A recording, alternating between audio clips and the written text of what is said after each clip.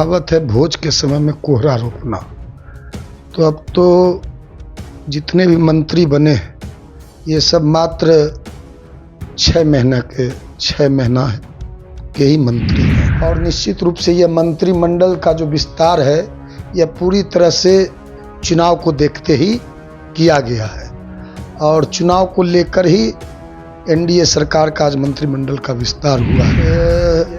एक माननीय मंत्री के द्वारा और प्रदेश अध्यक्ष भी भारतीय जनता पार्टी के हैं और इस्तीफा में जिस तरह उन्होंने इस्तीफा में शब्दों का प्रयोग किया है, लगता ही नहीं है कि कोई मंत्री, पढ़ा लिखा मंत्री और भाजपा का प्रदेश अध्यक्ष इस तरह का मतलब इतना शब्दों में त्रुटि है।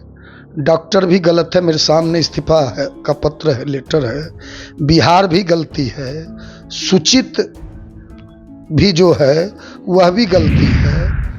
उनके पीए पीएस या सहयोगियों ने, किसी सहयोगी ने लिखा तो उस पर तो सिग्नेचर तो उन्हीं का न होगा। सिग्नेचर तो उन्हीं सिग्नेचर कोई, अब तो लगता है सिग्नेचर भी कोई दूसरा, यदि आप जिस तरह का बात कर रहे हैं कि कोई दूसरा टाइप किया होगा, दूसरा लिखा होगा, तो सिग्नेचर तो उनका खुद का होगा। अब ये बता नहीं, लाडले मुख्यमंत्री, आज लाडले मुख्यमंत्री बता रहे हैं और बिहार की जनता को लाडला कहते, बिहार की जनता मालिक को लाडला कहते और बिहार को लाडला कहते।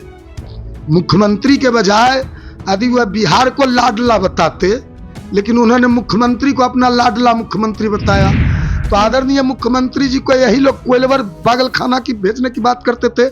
मेडिकल टीम गठित करके या मांझी जी, चिराग पासवान जी, सारे लोग कहते थे कि मुख्यमंत्री जी की मानसिक स्थिति ठीक नहीं है, मुख्यमंत्री जी पूरी तरह से बीमार है, मुख्यमंत्री जी का मेडिकल बुलेटिन जारी करने की ये लोग मांग करते थे। पूरी तरह से 2025 में नीतीश कुमार को खत्म करना चाहती है। भारतीय जनता पार्टी यहाँ अपना मुख्यमंत्री बनाना चाहती है, लेकिन यह मंसूबा, उनका नापाक मंसूबा कामयाब नहीं होगा। आज न कल नीतीश कुमार जी हम लोग के साथ ही आएंगे और हम ही लोग नीतीश कुमार को मुख्यमंत्री बिहार का बनाएंगे। नमस्कार, आप है न्यूज़ 4 नेशन पर, मैं आपके साथ अभिजीत सिंह। मुख्यमंत्री नीतीश कुमार का आज कैबिनेट को विस्तार किया गया और वहीं बात करें तो बीजेपी के प्रदेश अध्यक्ष दिलीप जायसवाल ने भी अपने मंत्री पद से इस्तीफा दिया है, क्योंकि कहा जाता है कि बीजेपी के संविधान में एक आदमी 2 पद पर नहीं रह सकता है। इसी कारण उन्होंने अपने मंत्री पद से इस्तीफा दिया, जिसके बाद बीजेपी के 7 विधायक ने मंत्री पद का शपथ लिए। हमारे साथ बात करने के लिए राष्ट्रीय लोक जनशक्ति पार्टी के राष्ट्रीय प्रवक्ता सरवन अग्रवाल जी हैं। सरवन अग्रवाल जी, कैसे देख रहे हैं? चुनाव नजदीक है, दिसंबर में, नवंबर में चुनाव होना है और ऐसे में मंत्रिमंडल का विस्तार होना।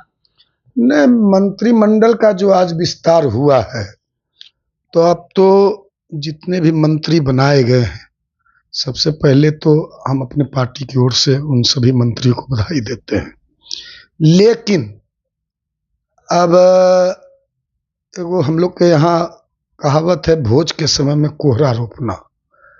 तो अब तो जितने भी मंत्री बने ये सब मात्र 6 महीना के ही मंत्री हैं और इन लोग को विभाग को समझते ही चुनाव आ जाएगा। आपने बोला 6 महीना का समय है, चुनाव विभाग को समझते समय से समय खत्म हो जाएगा, लेकिन क्या लगता है जिस तरह से मंत्री बनाए गए हैं, जातीय समीकरण को देखा गया है और जिस तरह से मंत्री बनाए, नए चेहरे लाए गए हैं बीजेपी के द्वारा। नहीं, मंत्रिमंडल विस्तार में इतना विलंब क्यों हुआ? यह तो पिछले ही साल हो जाना चाहिए था, लेकिन इतना विलंब से उन्होंने किया है और निश्चित रूप से यह मंत्रिमंडल का जो विस्तार है यह पूरी तरह से चुनाव को देखते ही किया गया है और चुनाव को लेकर ही एनडीए सरकार का आज मंत्रिमंडल का विस्तार हुआ है।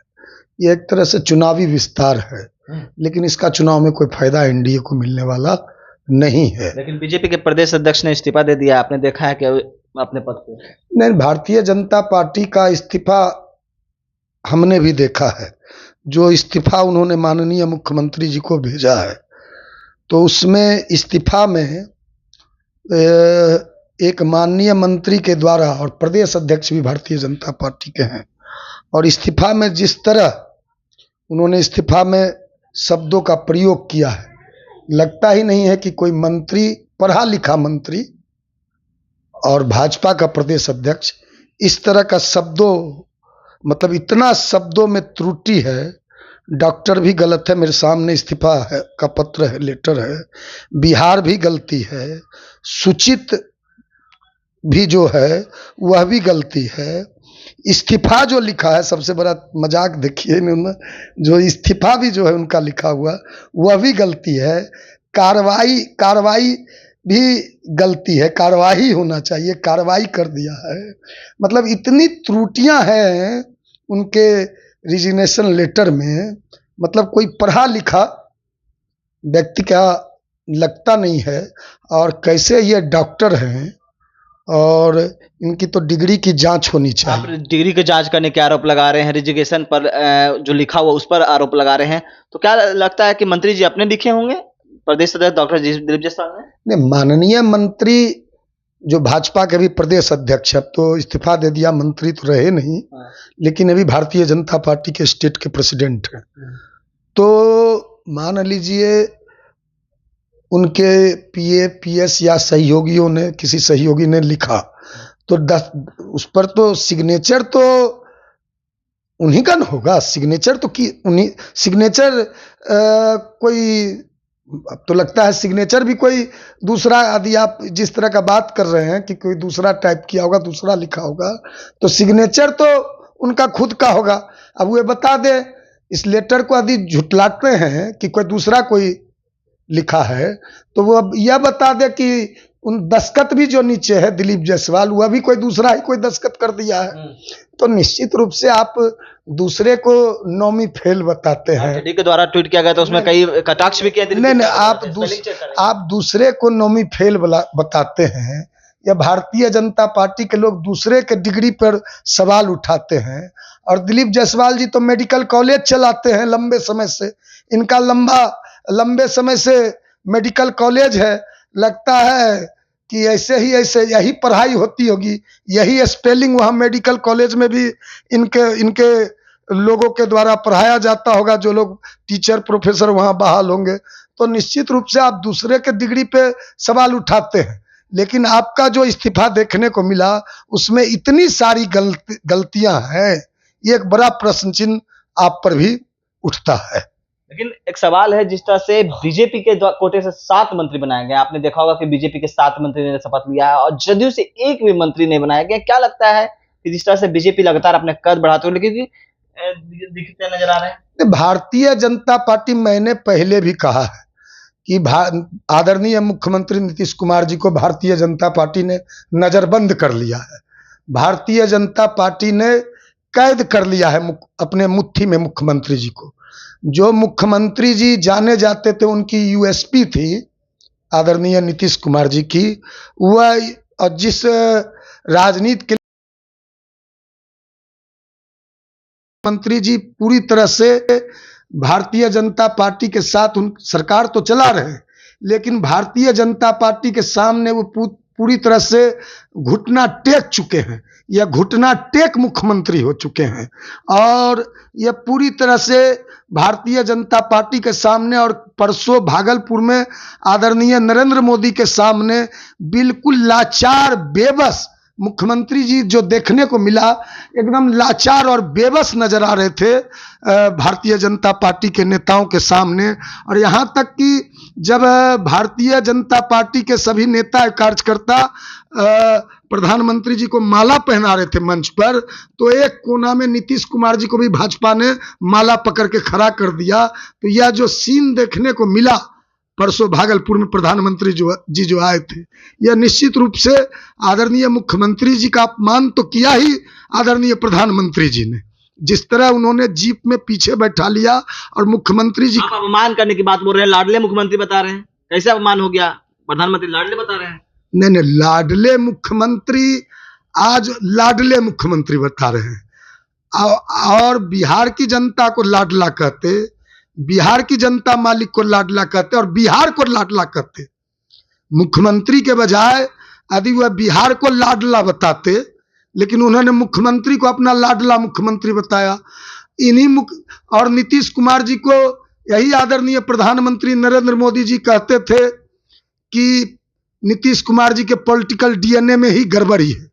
यही नीतीश कुमार जी जब विधानसभा में महिलाओं के बारे में नीतीश कुमार जी ने दोनों सदन में अभद्र टिप्पणी की थी, तो यही नरेंद्र मोदी जी नीतीश कुमार जी को महिला विरोधी बताते थे और इनके मानसिक स्थिति पर सवाल भारतीय जनता पार्टी के लोग किस तरह आक्रामक रहते थे कि इनकी मानसिक स्थिति ठीक नहीं है, जांच होना चाहिए।